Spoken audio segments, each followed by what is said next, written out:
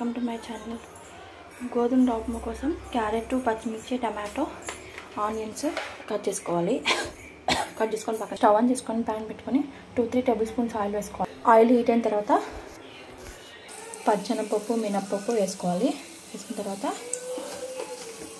ఆవాలు, జీలకర్ర, కరివేపాకు యాడ్ చేసుకోండి. ఇవన్నీ వేగిన తర్వాత ఆనియన్స్ యాడ్ చేసుకోండి. కొన్ని శనగగింజలు కూడా యాడ్ చేసుకోండి. ఆనియన్స్ హీట్ అయిన తర్వాత పచ్చిమిర్చి యాడ్ చేసుకోండి. టమాటా, క్యారెట్ ముక్కలు కూడా యాడ్ చేసుకోండి. వేసుకొని ఇవి కొంచెం మ్యాగనిచ్చుకోండి, వేపుకోండి. కొంచెం మీ టేస్ట్ సరిపడా సాల్ట్ కూడా యాడ్ చేసుకోండి. పసుపు కూడా యాడ్ చేసుకోండి. ఇలా వేగిన తర్వాత 2 గ్లాసెస్ వాటర్ పోసుకోవాలి.